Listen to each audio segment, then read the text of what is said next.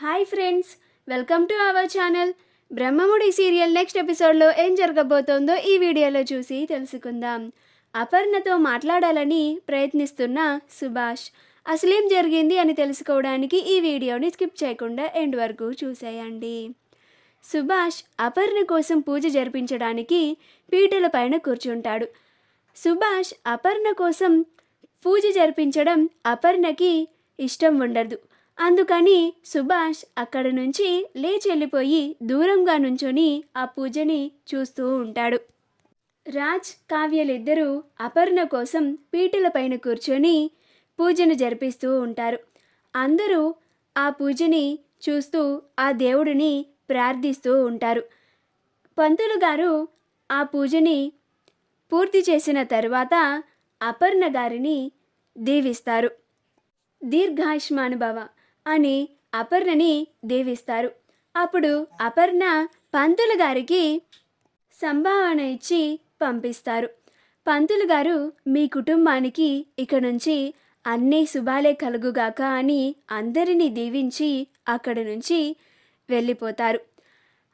పూజ పూర్తయిన తర్వాత అపర్ణ కావ్యని పిలిచి, ఏంటి కావ్య, ఇది కూడా నేనే చెప్పాలా అని అంటుంది. అప్పుడు కావ్య, ఏంటత్తయ్య, ఏమైనా పూజలో తప్పు చేశానా అని అంటుంది. అప్పుడు అపర్ణ, పూజలో కాదు, మీ అమ్మ వాళ్ళకి తాంబూలం ఇవ్వాలి కదా, అది కూడా నేనే చెప్పాలా?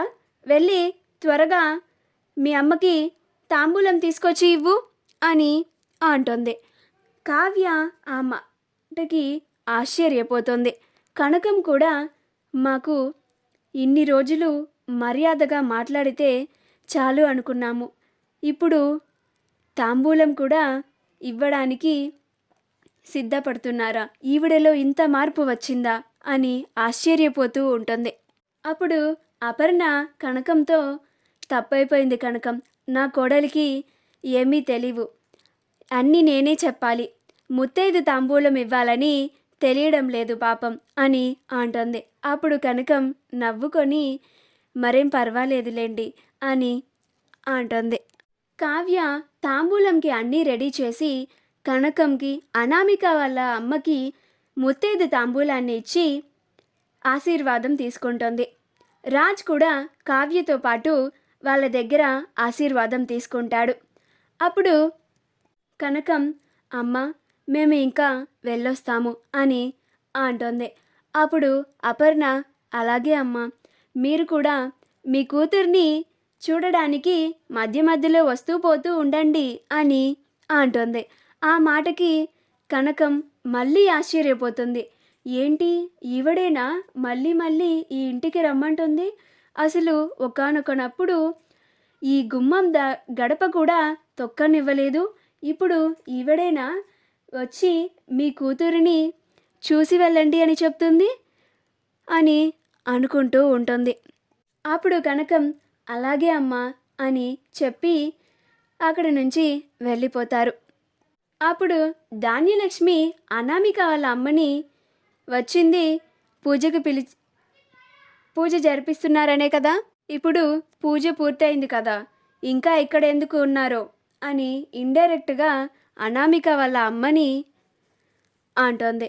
అప్పుడు అనామిక వాళ్ళ అమ్మ, మేము కూడా వెళ్ళొస్తామండి వదిన గారు అని అంటోంది. అప్పుడు ధాన్యలక్ష్మి, మంచిదండి అని అంటోంది.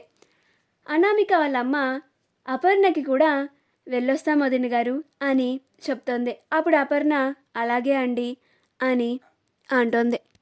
ఆ తర్వాత అపర్ణ తన గదికి వెళ్ళి విశ్రాంతి తీసుకుంటూ ఉంటుంది. సుభాష్ కావ్య దగ్గరికి వచ్చి, థ్యాంక్స్ అమ్మ కావ్య, ఇదంతా మీ వల్లే జరిగింది, నేను జరిపించలేకపోయినా నువ్వు రాజ్ కలిసి ఈ పూజని నిర్విఘ్నంగా పూర్తి చేశారు. ఇప్పుడు నాకు చాలా సంతోషంగా ఉందమ్మా, నువ్వు నాకు కోడలిగా రావడం నేను చాలా అదృష్టంగా భావిస్తున్నాను అని అంటాడు.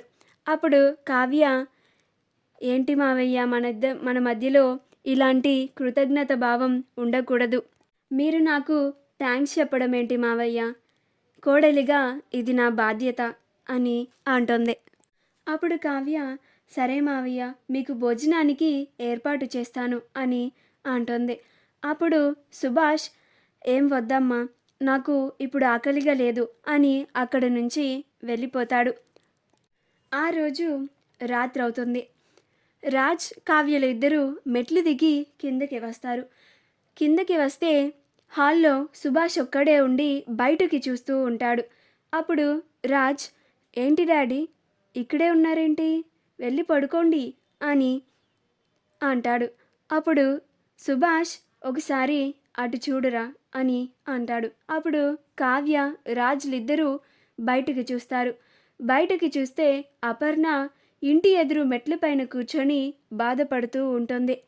అప్పుడు రాజ్, ఏంటి డాడ్, మామ్ అక్కడ ఒక్కతే కూర్చొని బాధపడుతూ ఉంది, మీరు వెళ్ళి అమ్మతో మాట్లాడండి అని అంటాడు. అప్పుడు సుభాష్, ఏంటి నేనా, అమ్మో మీ అమ్మతోనా, నేను మీ అమ్మకి నా మొహాన్ని చూపించలేనురా రాజ్, నేను చేసిన తప్పుకి ఇప్పటికే చాలా కుమిలిపోతున్నాను. ఇప్పుడు నేను వెళ్ళి మీ అమ్మతో మాట్లాడి మళ్ళీ మీ అమ్మని బాధ పెట్టి నేను ఇంకా ఆ బాధని రెట్టింపు చేసుకోవాలని అనుకోవడం లేదురా అని అంటాడు. అప్పుడు కావ్య, లేదు మావయ్య, ఇప్పుడు మీరు వెళ్ళి అత్తయ్య గారితో మీరు ఎంత బాధపడుతున్నారో ఆవిడ ముందు చెప్పి మీరు మీ పశ్చాత్తాపాన్ని ఆవిడ ముందు వ్యక్తపరచండి. అప్పుడు మీరు మీలో ఎంత కుమిలిపోతున్నారో ఆవిడకి అర్థమవుతుంది. అప్పుడు ఆవిడ మీ బాధని అర్థం చేసుకొని మిమ్మల్ని క్షమిస్తారు, మీతో మాట్లాడతారు అని సుభాష్కి సర్ది చెప్తుంది.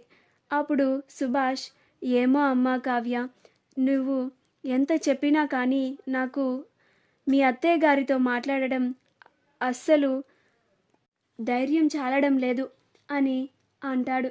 అప్పుడు రాజ్, ప్లీజ్ డాడ్, మీరు వెళ్ళి మమ్మీతో మాట్లాడండి, ఖచ్చితంగా నిన్ను మమ్మీ క్షమిస్తుంది అని సుభాష్ని వెళ్ళండి డాడ్, వెళ్ళండి అని పంపిస్తాడు. అప్పుడు సుభాష్ అపర్ణతో మాట్లాడడానికి బయటకు వెళ్ళి అపర్ణ పక్కన కూర్చుంటాడు.